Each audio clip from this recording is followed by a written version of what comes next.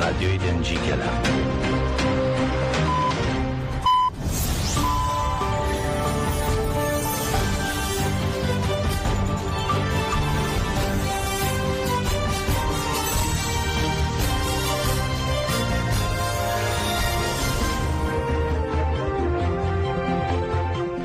کاتتان باش بیسەرانی هێزار لە ڕادیۆ دەنگیگەلەوە با یارمەتی هاوکارانم گەشتی هەواڵەکانی ئەمڕۆ دووشەممە 11 ئابی 2025 پێشکەش دەکەین.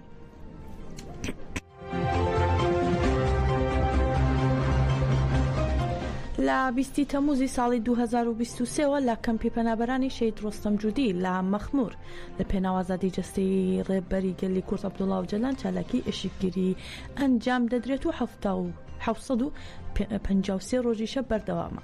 شەی ڕابردوو گروپی 147مین دەستیان بە چالاکیەکە گرت و ئێشەگریەکەیان لاستۆگرت. مەراسمی گۆڕینی ئێشیگیری لە گروپی 146مینەوە بۆ گروپی 147مین لە بارگای کۆمیتەی خانەوادەی شەهیدانی مەخمود بە ئاخولەکێک ڕێزگرتن لە گیانی پاکی شەهیدانی تەفگەری ئازادی ئەنجامدرا. لە مەراسمەکەدا تایبەت مژێنی لەسەر ناوی گروپی 146مینەوە ڕایگەیان ئێمە وەکو کەمپی مەخمور چالاکیەکەمان بەردەوام دەکەین تا ئازادی جەستەی ڕێبەر و جەلال.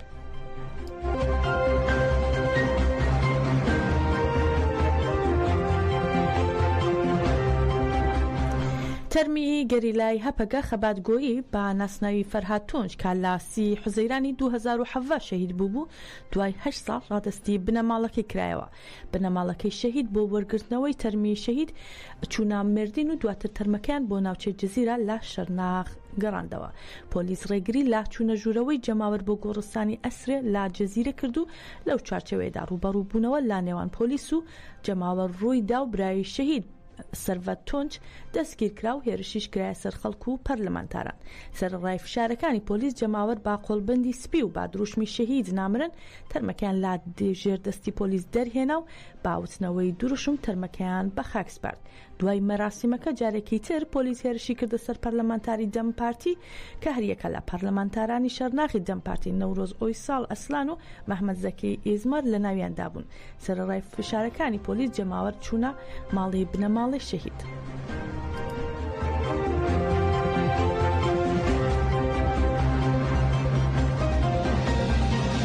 پارتی یەکسانی و دیموکراسی گەلان دەم پارتی و پارتی هەرێمە دیموکراتیکەکان دەبەپە و هەروە تەفگەری ژنانی ئازاد تەژەعە لە چوارچێوەی کۆبوونەوەکانی کۆمەڵگەی دیموکراتیک با دروشمی ئاشتی و کۆمەڵگەی دیموکراتیک بنیاتدەنێن لە ناوچەی قۆسەری مردین ئاهەنگێکیان ڕێکخست. پێش ئاهەنگەکە سەدان کەس لە گۆڕەپانی ئازادیەوە تا گۆڕەپانی نەورۆز ڕێپێوانیان ئەنجامدا. لە تەواوی ئاهەنگەکەدا دروشمی بژی سەرۆک ئاپ و بێسەرۆک ژیان نابێ و ژنجیان ئازادی وترایەوە.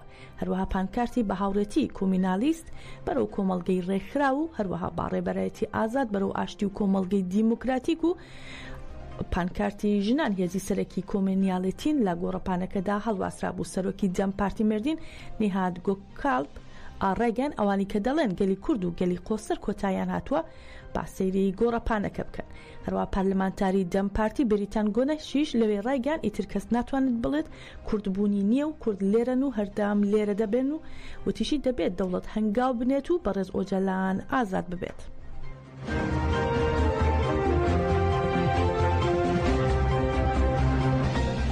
لە شاری ئەسەنی ئەڵمانیا با پێشەنگایەتی ئەنجومەنی گەلی ئەسەن و کۆنمەت لە ناوەندی کۆمەڵگەی کوردی دیموکراتیک کۆبوونەوەی گەل دەربارەی پرۆسی ئاشتی کۆمەڵگەی دیموکراتیک ئەنجامدرا. هاوسەرۆکی ئەنجومەنی گەلی ئەسەن ڕەشاد کایماز وتارێکی بە ناونیشانی بنیاتنانی کۆمەڵگەی دیموکراتیک و ئەرکەکانمان پێشکەش کرد و دوای ئەوەش هاوسەرۆکی کۆنمەت کەرەم گۆک تیشکی خستە سەر گرنگی پێشنیاری ئاشتی و کۆمەڵگەی دیموکراتیک و ئاماژەی بۆ کرد لە ڕاگەیاندنەکان و میدیای دیجیتالدا هەواڵی چاواشەکارانە دەربارەی پرۆسەکە هەیە و شەڕی تایبەت پیادە دەکرێت. جەختیشی کردەوە سەرڕای ئەمانە گەلی کورد خاوەنداری لە ئاشتی دەکات و بۆ ئاشتێکی شکۆمەندانە ئامادەیە.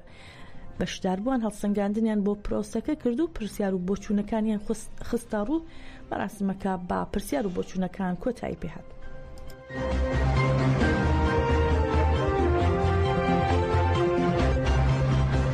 هەر لە ئەڵمانیا لاشاری ئەمەریش لە چوارچەوەی پرۆسی ئاشتی و کۆمەڵگەی دیموکراتیک لەلایەن ناوەندی کۆمەڵگەی کوردی دیموکراتیکی دۆیسبورگ و ئەمەریشەوە کۆبوونەوەی گەل ئەنجامدرا. چالاکیەکە لە ناوەندی کۆمەڵگەی کوردی دیموکراتیک بەڕێوەچوو لەوێدا هەوسەرۆکی کەجەدەکە ئەوروپا زوبەیدا زومۆڕۆ دەربارەی پرۆسەکە ڕایگەیان بانگەوازەکەی ڕێبەرۆ جەلان هیوای باگەلان بەخشیوە و مۆدلێکی کۆمەڵایەتی پێشکەش دەکا کە ناسنامە و باوەڕە جیاوازەکان بتوانن پێکەوە تێیدا بژین. هەروەها زوبەیدا زومۆڕۆ جەختێکی کردەوە دژی شەڕ و هەژاری و بێناسنامەکردن کە سیستەمەکانی تاکڕەوی و ئاسیمیلاسیۆن دەیسەپێنن و پارادایمی ڕێبەر ئاپۆ دادپەروەرێکی وتیشی پارادایمی ڕێبەرۆ جەلان دادپەروەرێکی کۆمەڵایەتی و ئاشتی بە بنەما دەگرێت. هەروەها وتیشی ئەم بانگەوازە ڕێگەیەکی گرنگی چارەسەر بۆ بنیاتنانی کۆمەڵگەیەکی فرە ڕەنگە.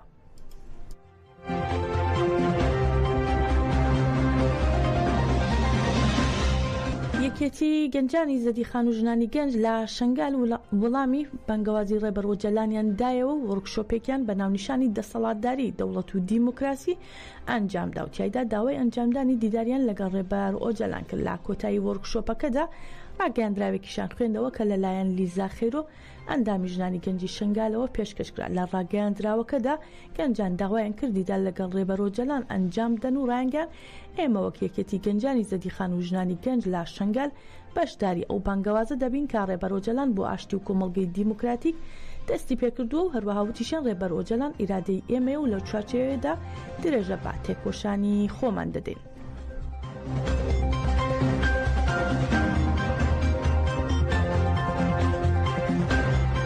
ئەنجومەنی کۆمەڵی ژنانی زەنوبیای کانتۆنی ڕەقەی باکوور و ڕۆژهەڵاتی سووریا با دروشمی بەڕێخستنی ژنان کۆمەلگە یەکگرتوو دەبێ ژی توندوتیژی سەر ژنانی سووریا بە ئامانجی بەرەنگاربوونەوەی توندوتیژی سەر ژنان و بەرخۆدان بەرامبەر ڕەفتارەکانی دژ بە مافەکانی ژنان کەمپێنێکیان ڕاگەیاندراوێکیش لەلایەن ئەندامی نووسینگەی پەروەردەی ئەنجومەنی کۆمەڵی ژنانی زەنوبیا بوشرا عەلی خوێنرایەوە و لەوێدا جەختیان کردەوە دەبێت پشتیوانی لاژنان بکرێ تا بتوانن بەرامبەر هەموو پێشلکاریەک خۆیان بپارێزن. هەروەها دووپاتیشان کردەوە کاژنانی ڕێکخرا و بەهێز دەتوانن کاریگەریەکی ئەرێنی لەسەر خێزان و کۆمەلگا دابنێن و وتیشان داوا لە ژنان دەکەین بەشدار من لەم کەمپێنەی کە بەردەوام دەبێت و دەبێت ڕۆڵی خۆیان بگێڕن لە بەدیهاتنی گۆڕانی دیموکراتیەکی ڕاستەقینە. جیاماژەی کەمپێنەکەم مانگێک بەردەوام دەبێت و لە مانگەدا لە ڕەقە و شارۆچکەکانی دەوروبەری چالاکی جیاواز بەڕێوە دەچێت.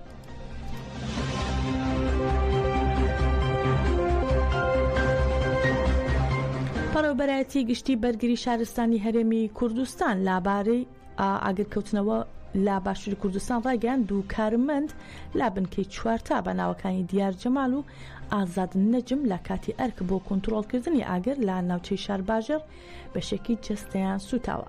هەروەها بەڕێوەبەرایەتی گشتی بەرگری شارستانی هەرێمی کوردستان ڕاشی گەاندووە لە ئێستادا ئەو دوو کارمەندە لە نەخۆشخانەن و لە ژێر چاودێری پزیشکیدان. ئەوە لە کاتێکدایە باهۆی کەوتنەوەی ئاگر لا سنووری شار باژێر زیاتر لە 1000 دۆنم پوش و پاوان سوتاوە.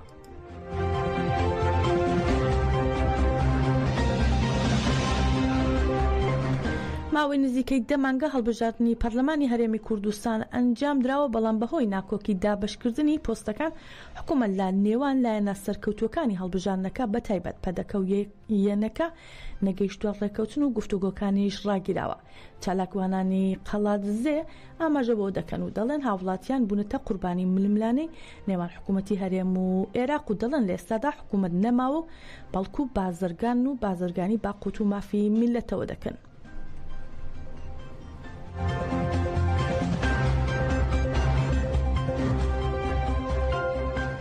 حکوومەتی بڵێ ماوە بە سەرچووی هەرێم بە پلان هینی کردووە نابێت پێ بگوتە حکوومەت چونکە لێ سادا حکوومەت نەماوە بەڵکو بازرگانانن کە هاتوون بازرگانی دەکەن بەسەر قوت و مافی ئەم میلەتەوە. وای لە میلەت کردووە کە موچە وای لێ دێ خەڵک عنی خەریکە ڕادێ لەسەرەوەی کە موچە بێتە وەرزی بەمە بەسی شوا دەکات بۆ ئەوی بازرگانی کۆمپانیەکانی خۆیان لە کار نەکەون و یان ڕۆڵەکانی خۆیان هەمیشە خاوەن کۆمپانیەکان بن و بەرەو بزنزێکی گەورەتر بڕۆن. بە هاوڵاتی دەبێت سزای ئەم دوو دەسەڵاتەدا ئەگەر سزای نەدا بارودۆخمانەوە خراپتر دەبێت لە ئایندەدا چونکە بە کەڵک دەوڵەتداری نەماون.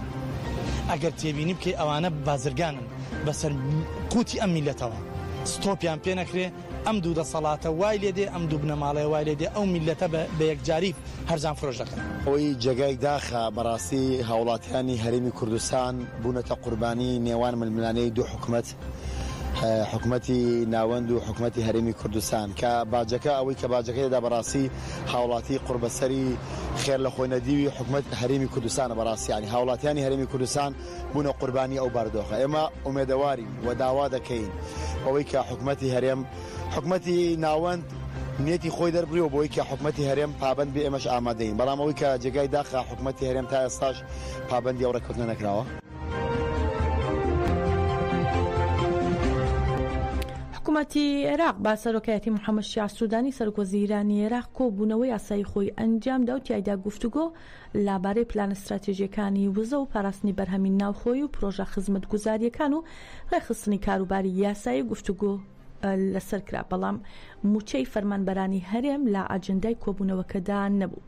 سەرڕای ئەوەی کە عێراق و هەرێم ڕێککەوتون، بەڵام بەرپرسانی عێراق ئاماژە بۆ دەکەن هەرێم پابەندی ڕێککەوتنەکانیان نەبووە. ئەوە لە کاتێکدای تا ئێستا موچە خۆرانی هەرێمی کوردستان موچەی مانگی 12 ساڵی ڕابردوو هەروەها مانگەکانی حوزەیران و تەموزی ئەم ساڵیان وەرنەگرتووە.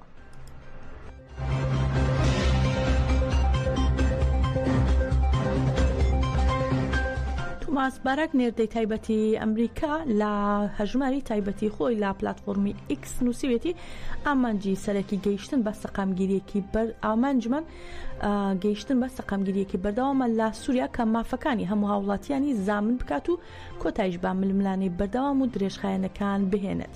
توماس باراک ئەوەشی ڕاخستۆتە ڕوو کە ئیرادەیەکی بە کۆمەڵ لا نێوان لایەنەکان دروست بووە بە مەبەستی هەنگاونان بەرەو داهاتوویە کە سووریا و گەلەکەی بتوانن بە ئارامی و ئاسایش و خۆشگوزارانی لە وڵاتەدا بژین.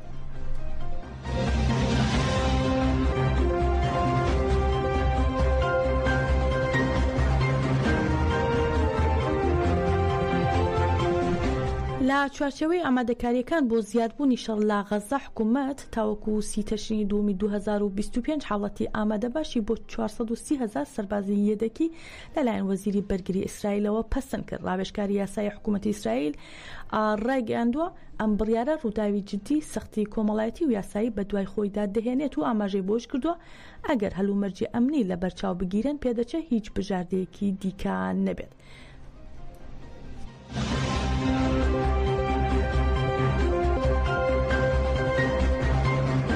میدیا عەرەبیەکان بڵاویان کردەوە دوو پەیامنێر و دوو وێنەگری کەناڵی جەزیرە لە غەزە بەهۆی بوردمانێکی ئیسرائیلەوە کوژراون. لە هەواڵی میدیا عەرەبیەکاندا هاتووە چادرێکی ڕۆژنامە نووسان لەلایەن فڕۆکە جەنگیەکانی ئیسرائیلەوە بە ئامانجگیراوە و لە ئەنجامدا 5 کەس کوژراون کە چواریان کارمەندی کەناڵی جەزیرە بوون. دەشڵێن ئەو دوو پەیامنێرەی کەناڵی جەزیرەکە کوژراون بریتین لە ئەنس شەریف و محەممەد قەریقا، هەروەها دوو وێنەگیری کەناڵەکەش بریتین لە ئیبراهیم زاهیر و محەممەد نەوفەل. هاوکات چەند کاتژمێرێک لە دوای بوردمانەکەی سوپای ئیسرائیل بڵاوی کردوتەوە کە لە بوردمانێکدا ئەنس شەریف بە ئامانجگیراوە کە تۆمەتی ئەندامێتی حەماسی دراوەتە پاڵ. باس لەوەش دەکەن کە ئەنس شەریف کە وەک ڕۆژنامەوان ناسراوە لە ڕاستیدا سەرکردەی شانەیەکی حەماس بوو بەرپرسیاری یەکەیەکی موشکی ئەو ڕێکخراوە بووە.